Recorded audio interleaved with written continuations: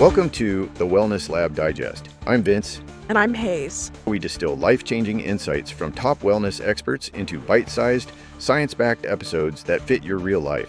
If you're into quick, practical tools for better health, hit that subscribe button now and turn on notifications. You won't want to miss what's coming next. And don't forget to check the description below for links to our trusted sponsors and ways you can support the show. Now, let's feed your mind and fuel your day. Artificial intelligence might be the most transformative technology in human history, but what fascinates me most is how teaching robots to feel pain could actually make us more human.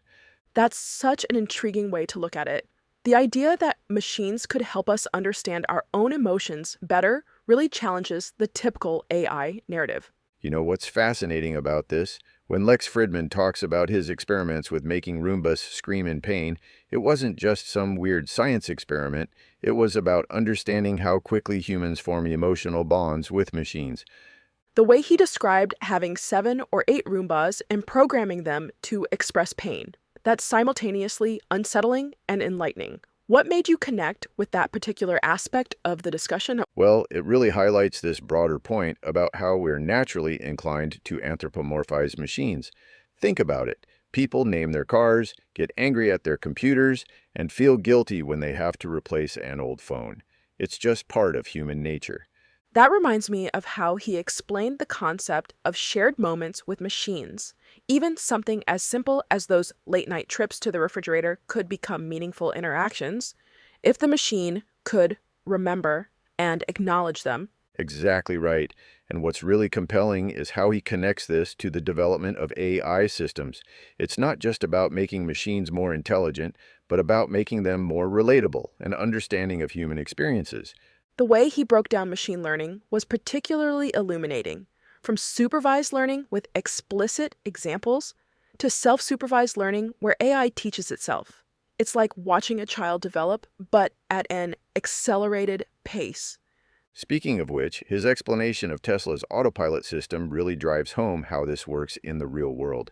You've got hundreds of thousands of cars out there, constantly encountering new situations and learning from them through what he calls the data engine.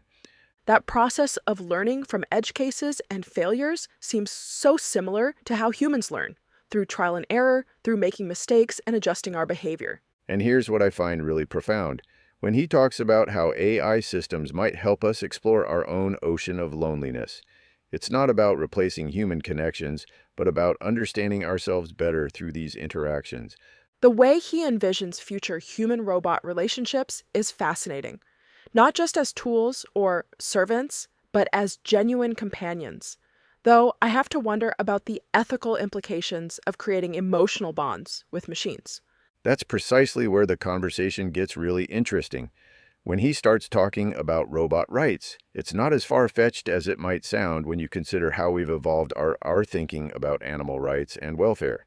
The parallel he drew between robot rights and animal rights was quite compelling, especially when he mentioned how we already have institutional protections for animals in research and agriculture.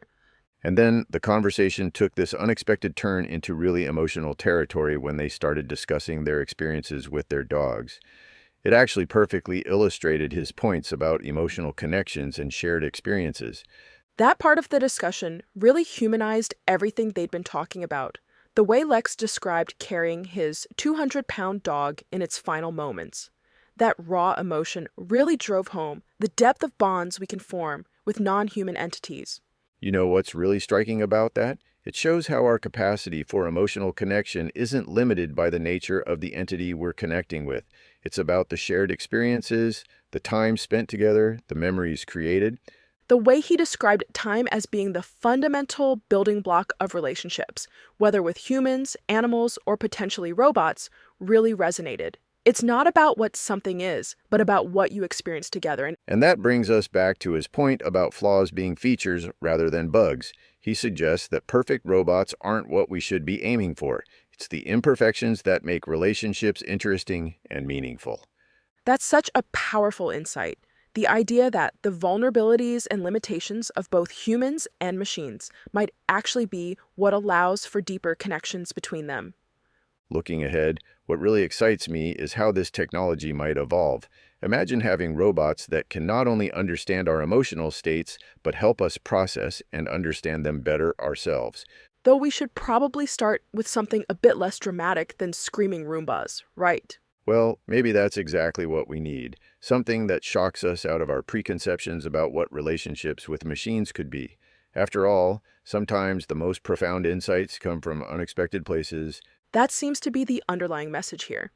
That the development of AI isn't just about creating better machines, but about better understanding what makes us human in the first place.